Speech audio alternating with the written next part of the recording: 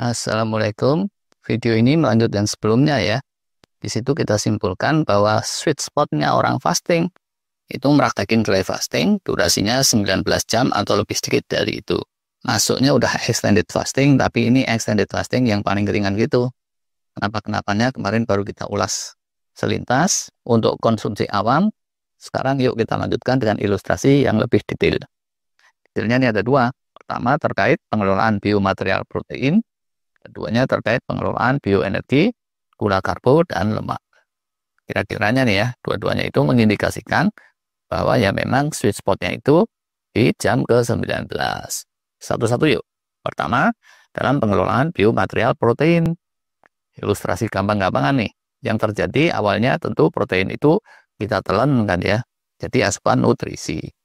Nah, setelah tubuh kita dimasuki protein di atas ambang tertentu gitu, sekitar 20 gram kalau ancar-ancar beberapa pakar, dia akan memicu yang namanya mTOR pathway, suatu fase pemanfaatan biomaterial protein untuk pembangunan atau tumbuh kembang sel-sel kita.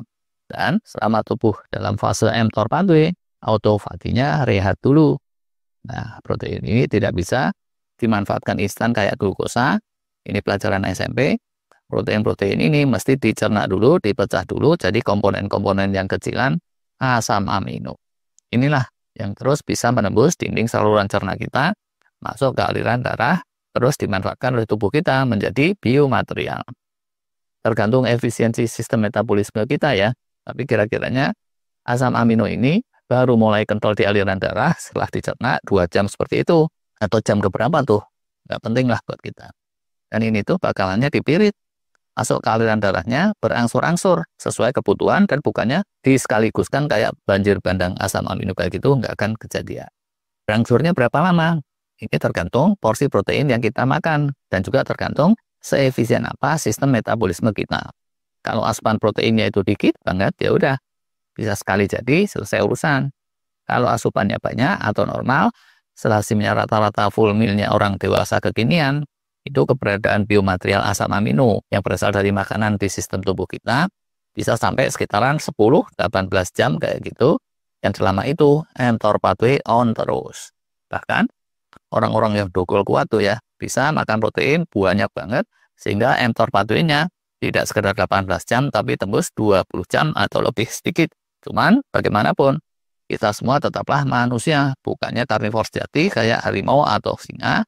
Akan protein yang banyak kayak gitu nggak mungkin akan kuat untuk setiap hari. Kalau tiap hari ginjal bisa jebol dan seterusnya, itu malah fatal error urusannya. Karena itulah maka ya udah, kalau fastingnya 19 jam itu insya Allah mTOR pathway-nya udah mereda sehingga bisa dapat autofagi kenceng, daur ulang protein dan healing yang kenceng seenggaknya 1 jam penuh atau lebih. Terkecuali kalau metabolismenya error, itu namanya musibah dan itu di luar lingkup bahasan kita hari ini. Sedangkan kalau diatur lebih cermat atau dengan hacking tertentu, dapat autofagi dan healing kencengnya bisa berjam-jam juga. Tapi itu cerita untuk hari yang lain. Itu realita pertama ditinjau dari sisi metabolisme protein yang merupakan biomaterial kita. Yang kedua nih sekarang, tolak ukurnya penentunya itu dari pengelolaan bioenergi berupa gula karbo dan lemak. Khusus lemak, dia itu tidak meredam mode healing dan autofagi dan serangkaiannya. Jadi ya udahlah, bisa kita kesampingkan dulu, fokus kita gula karbo. Kecuali ya, kalau dalam darah takarannya kelewat pas-pasan, keberadaan glukosa dalam darah itu akan memicu insulin atau IGF-1 pathway, yang itu juga bersifat meredam healing dan autofagi juga seperti mTOR tadi. Gambaran lebih detailnya seperti ini ya. Berbeda dengan protein, gula karbo itu bisa relatif instan terkonversi menjadi glukosa darah. Tergantung porsi makannya, ya ini bisa sekejap terus dibakar-bakarin jadi energi terus habis, bisa juga bertahan cukup lama. Kalau yang normal tuh ya, setelah 1-2 jam gitu ya, glukosa darah ini akan ternormalisasi. Tapi buat yang gangguan metabolisme, insulin resisten atau diabetes, ya namanya gangguan kan ya, itu puasa semalaman aja, pas dicek gula puasa di pagi hari, masih tinggi. Ternormalisasinya gula darah itu larinya kemana sih? Pertama, bisa masuk ke dalam sel-sel tubuh kita untuk terus dibakar-bakarin jadi sumber energi. Kedua, bisa terkompresi menjadi cadangan terbatas gitu di liver dan otot-otot yang sering dibilang sebagai cadangan glikogen. Ketiga, bisa juga kebuang nggak jelas. Nah, flushing itu keluar dari sistem tubuh kita atau apa gitu, sekitar 3 itulah kira-kiranya. Nah, begitu glukosa yang masuk dari makanan menyingsing, itu bukan artinya tubuh kita akan langsung menyetop insulin IGF pathway. Karena otomatis tubuh kita itu akan terus membongkar cadangan glikogennya tadi itu dari liver dan otot-otot. Dan selama bongkaran glikogen itu masih kental di aliran darah kita, insulin IGF pathway jalan aja terus memberi sinyal agar sel-sel bersedia menyerapnya, sehingga ya konsekuensinya autofagitas rangkaiannya itu masih ketahan. Perkecualiannya kalau ada hack tertentu, misal nih karena olahraga atau apalah gitu ya yang menekan insulin IGF bukan. Nah, kalau itu terjadi, autofagi bisa cepat ngegas. Tapi ini kita bicara yang normal-normal aja lah dulu ya.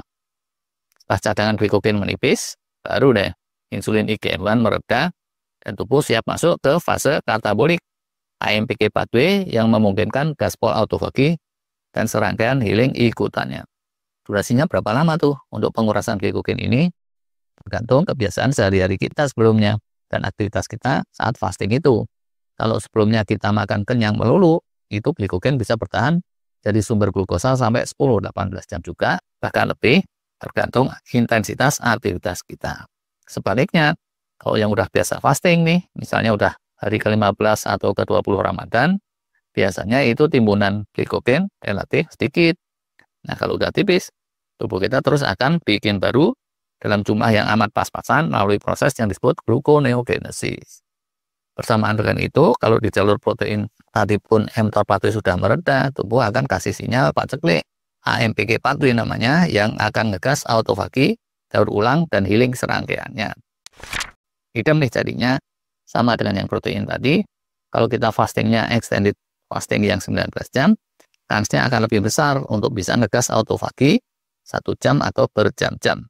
Sedangkan kalau 18 jam atau kurang, ini masih tergantung pada banyak faktor.